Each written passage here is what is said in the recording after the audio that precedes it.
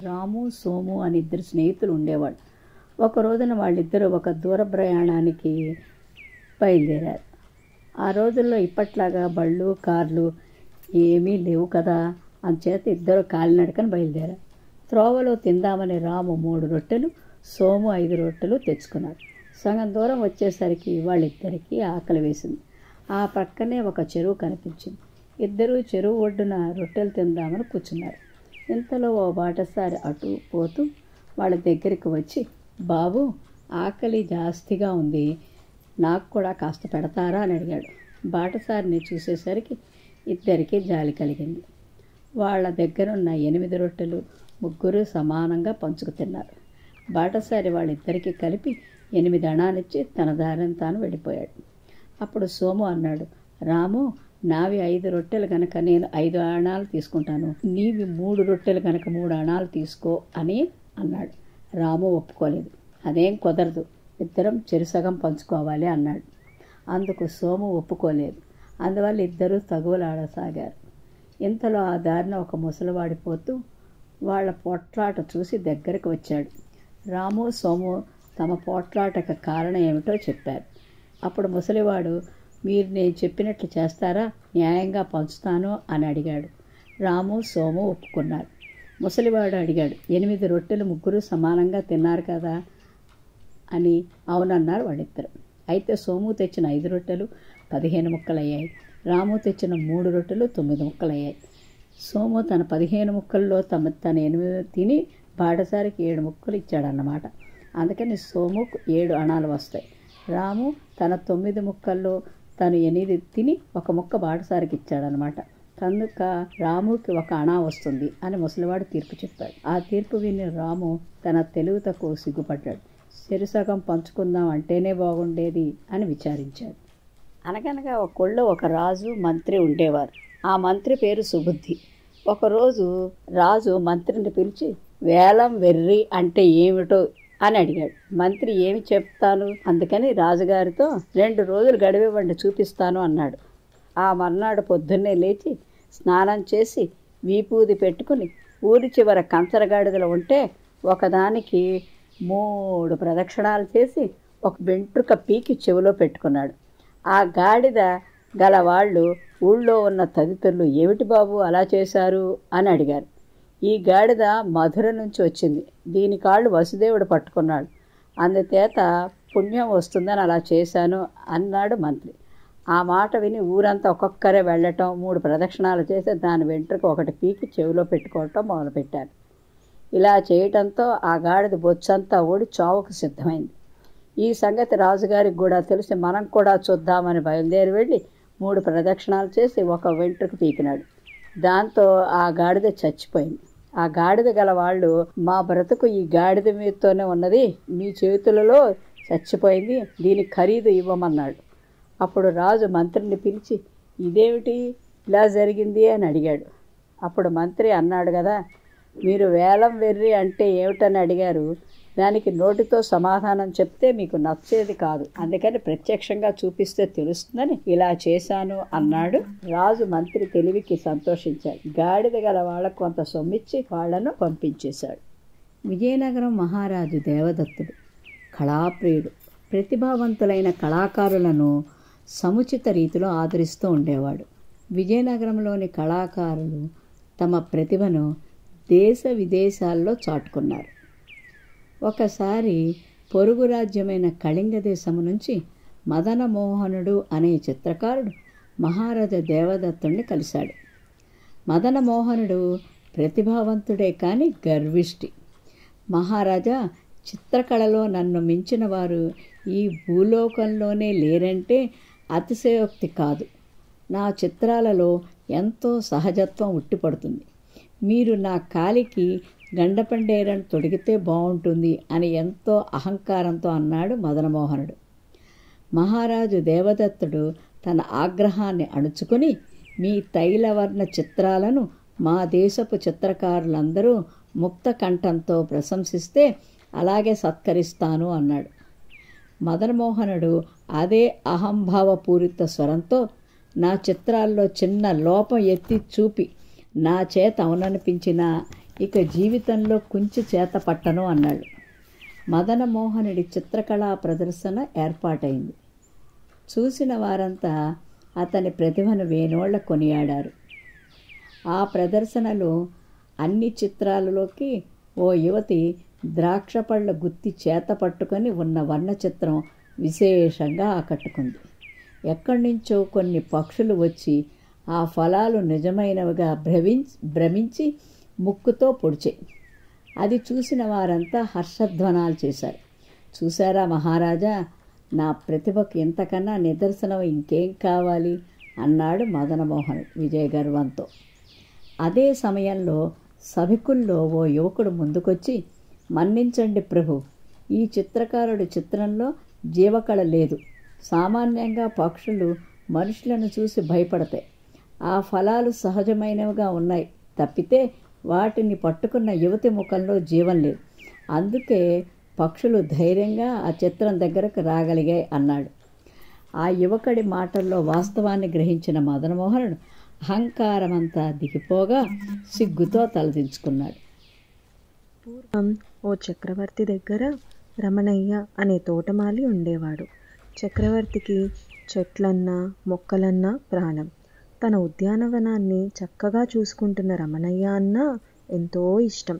కానీ తోటమాలి మాత్రం చాలా మోసకారి. తనకు చక్రవర్తి అండదండలున్నాయన్న గర్వంతో చాలామందిని మోసగించేవాడు.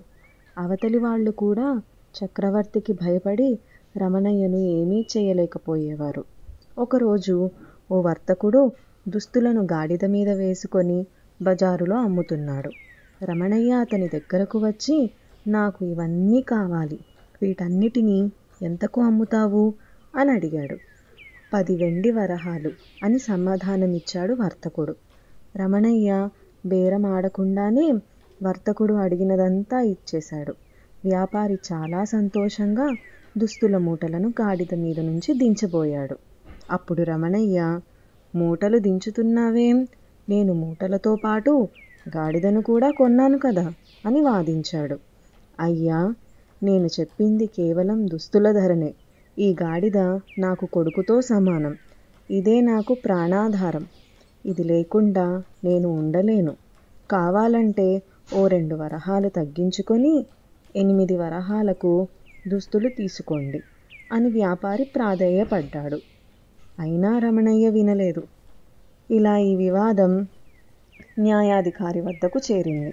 రమణయ్య చక్రవర్తి దగ్గర తోటమాలి అని న్యాయాధికారికి తెలుసు.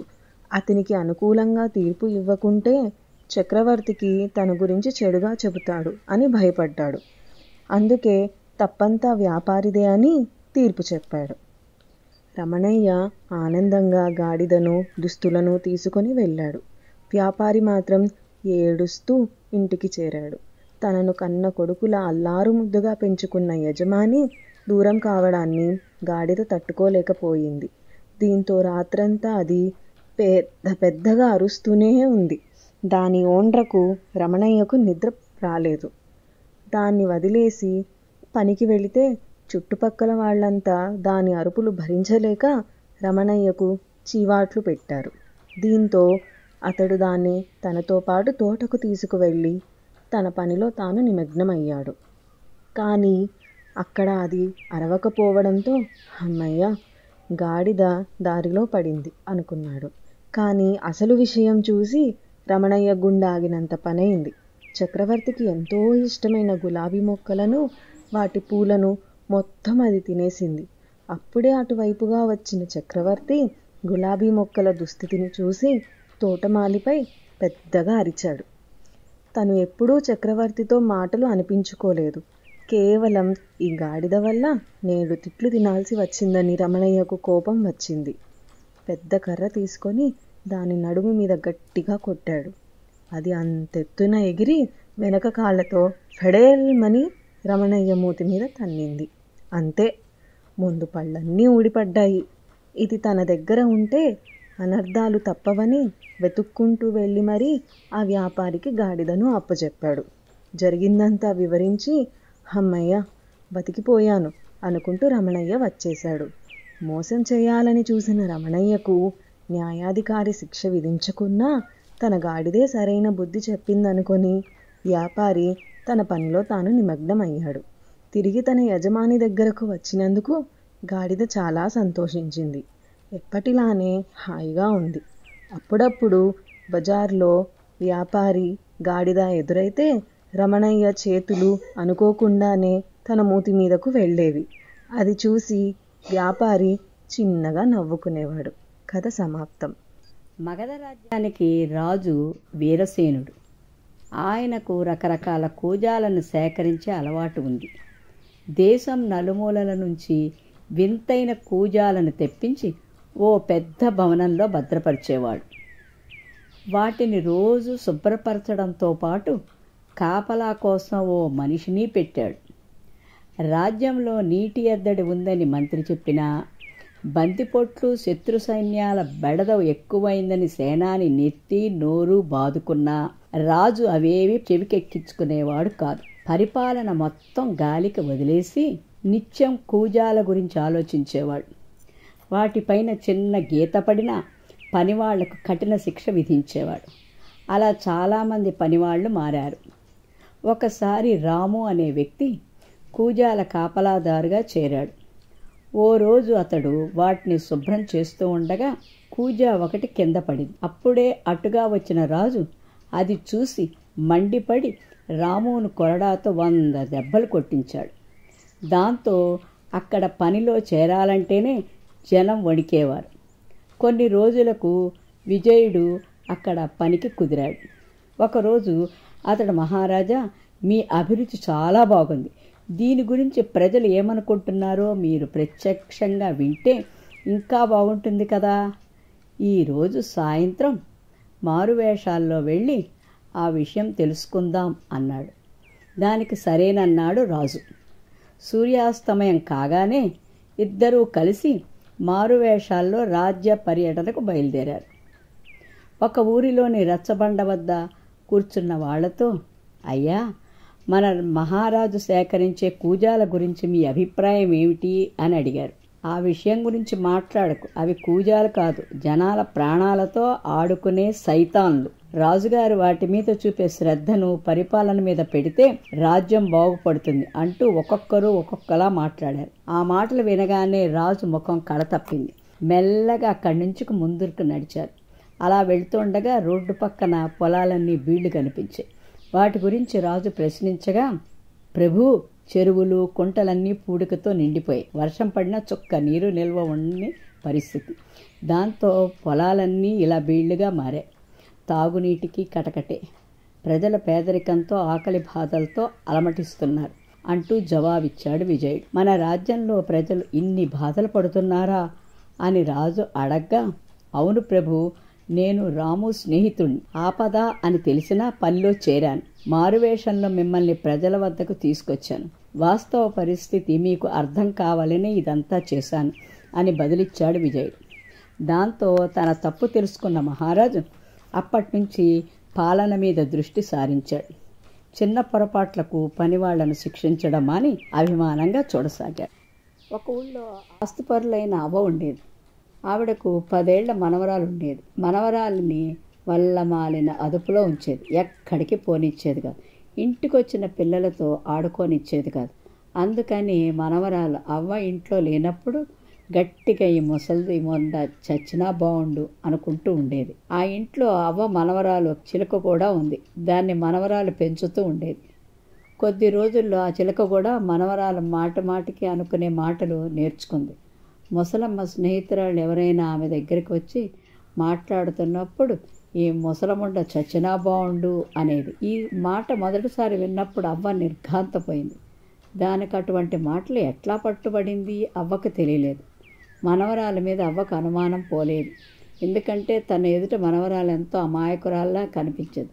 అస్తమానం చిలుక ఈ ముసలముండ చచ్చినా బాగుండు అంటే దాని చేత ఈ దుర్భాషలు మానిపించడం ఎట్లాగో అవ్వకు తెలియలేదు. అందుకని పొరుగున ఉన్న ఒక సద్బ్రాహ్మడి ఇంటికి పోయి, శాస్త్రులు గారు మా ఇంట్లో చిలుక దిక్కుమాలిన మాటలన్నీ నేర్చుకుంటోంది, దానికి దురలవాట్లు పోగొట్టి 4 మంచి మాటలు నేర్పండి అని అడిగింది. దానికి శాస్త్రులు గారు దీర్ఘంగా ఆలోచించి, ఇలా అనండి, దాందేముంది, ఒక పని చేద్దాం. మా ఇంట్లో ఒక చిలక ఉంది, అది అన్ని మంచి మాటలే మాట్లాడుతుంది. 4 రోజులు మీ చిలక్కి మా చిలకతో పొత్తు కలిపితే మీ చిలక మా చిలక దగ్గర నుంచి ఆ 4 మంచి మాటలు నేర్చుకోవచ్చు అంది. బాబు మీ చిలక 4 రోజులు అరువిత్తురు అంది అవ్వ. దానికే భాగ్యం అన్నాడు శాస్త్రులు గారు. అవ్వ శాస్త్రులు గారి చిలకను తెచ్చి తన మనమరాలి గదిలో ఉన్న పంజరంలో చిలకతో పాటు ఉంచేసి ఒక నిట్టూర్పు విడిచింది. ఇంతలోనే ఇంటి చిలక, ఈ ముసలముండ చచ్చినా బాగుండును అన్నది ముక్కు గీసుకుంటూ. వెంటనే శాస్త్రులు గారి చిలక ఇంటి కప్పు చేసి తదాస్తు, నీ అభీష్టం సిద్ధించుగాక అన్నది. అవ్వ ఇది విని మండిపోయింది. పంజరం తెరిచి 2 చిలకలను వదిలిపెట్టేసింది. పోయి చావండి అని తిట్టింది. కథ సమాప్తం. ఒక అడవిలో ఒక పెద్ద చెరువు ఉండేది. చెరువు గట్టున ఒక మర్రి చెట్టు ఉండేది. ఆ మర్రి చెట్టుపై చాలా కాలం నుండి హంసలు నివసిస్తూ ఉండేవి. ఉదయం అంతా నీళ్లలో హాయిగా తిరుగుతూ రాత్రి చెట్టుపై చేరి హాయిగా కాలం గడుపుతూ ఉండేవి ఆ హంసలు. కొద్ది కాలం తర్వాత చుట్టూ చెరువులు ఎండిపోవడంతో హంసలు నివాసం ఉండే పెద్ద చెరువు దగ్గరకు ఆ చుట్టూ ప్రాంతంలో ఉన్న కొంగలు చేరాయి. అవి కూడా పగలంతా చెరువులో చేపల్ని వేటాడి రాత్రికి హంసలు కూర్చునే మర్రి చెట్టు ఎక్కి కూర్చున్నాయి. హంసలు కొంగలు నివాసాన్ని ఎదిరించలేదు. ఇలా కొన్నాళ్ళు గడిచిన తర్వాత అదే మర్రి చెట్టుపై ఆ చుట్టూ ఉన్న తోటలు ఎండిపోవడంతో ఆ ప్రాంతంలో సంచరించే చిలకలు కూడా అదే మర్రి చెట్టును తమ నివాసంగా మార్చుకున్నాయి. ఈ విధంగా హంసలు, కొంగలు, చిలకలు మర్రి చెట్టుపై అన్యోన్యంగా కాలం గడుపుతున్నాయి. పగలు ఎంతకు వారు తమ ఆహార అన్వేషణకు వెళ్ళి రాత్రి అయ్యేసరికి అన్నీ ఆనందంగా గూళ్ళు చేరాయి. ఇలా కొద్ది కాలం గడిచిన తర్వాత వాటిలో జాతి భేదం ఆలోచన వచ్చింది. ఏ జాతికి ఆ జాతి తమ ఉన్నంత కాలం మనమే ఉన్నతలం అనే అహంకారం పెరిగిపోయింది. తమ జాతుల గొప్పతనాన్ని చాటుకోవాలని, అలా తమను ఒక త్రాటిపై నడిపించుకోవటానికి తమకు ఒక నాయకుడు ఉండాలనే ఆలోచన కలిగింది. అందుకై అవి తమ నాయకులను ఎన్నుకున్నాయి. హంస జాతికి హంసేశుడు, కొంగల జాతికి కొంగేశుడు, ఇలా చిలకల జాతికి చిలకేశుడు నాయకులుగా ఎన్నికయ్యారు. ఈ నాయకుల ఆలోచన ఒక్కటే, అది తమ జాతుల బల ప్రదర్శన ద్వారా మిగతా జాతుల పక్షులను వెళ్ళగొట్టాలని వారికి వారే దురాలోచన ప్రారంభించారు. వారి ఆలోచనలకు తగ్గట్లు తమ సంఖ్యాబలాన్ని పెంచుకోవాలనే నిర్ణయానికి వచ్చారు. అందుకై హంసేశుడు, కొంగేశుడు మరియు చిలకేశుడు ఉదయాన్నే లేచి తమకు సమీపంలోని అడవంతా తిరిగి తమ జాతుల పక్షులను సమీకరించడం ప్రారంభించాయి. ఆయా జాతుల పక్షులను పిలిపించుకొని వాటన్నిటినీ అదే మర్రి చెట్టుపై నివాసం ఉండేటట్లు ప్రాధేయపడ్డారు పక్షులంతా. పక్షి నాయకుల కోరిక మేరకు మిగతా పక్షులన్నీ జాతి అభిమానంతో ముందు వెనక ఆలోచించకుండానే ఒకే మర్రి చెట్టుపైకి తమ నివాసం మార్చడం ప్రారంభించాయి. మర్రి చెట్టుపై పక్షుల సంఖ్య రోజు రోజుకు బాగా పెరిగిపోయింది. కనీసం అవి ఒకరిని చూసి ఒకరు అసహ్యించుకునే పరిస్థితి ఏర్పడింది. ఇక లాభం లేదని గ్రహించి పక్షి నాయకులు ప్రత్యక్ష యుద్ధానికి సిద్ధపడ్డారు. సాయంత్రం అయ్యేసరికి పక్షులన్నీ యుద్ధానికి సిద్ధమయ్యాయి. ఒకరికొకరు ముక్కుతో పొడుచుకోవడం ప్రారంభించాయి. ఒళ్ళంతా రక్తాలతో తడిసిపోయాయి. అయినా అవి యుద్ధం ఆపలేదు.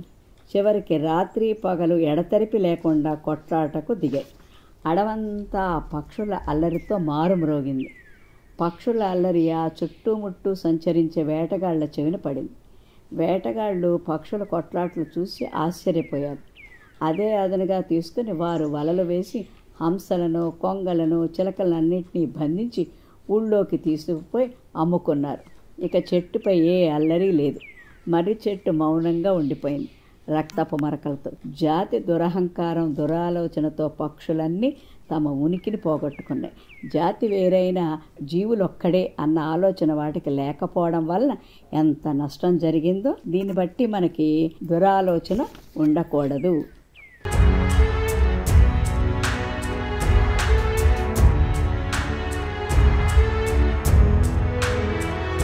మీరు మరిన్ని వీడియోలు చూడాలంటే మన ఛానల్ను సబ్స్క్రైబ్ చేయండి. పక్కనున్న బెల్ ఐకాన్ని ప్రెస్ చేయండి.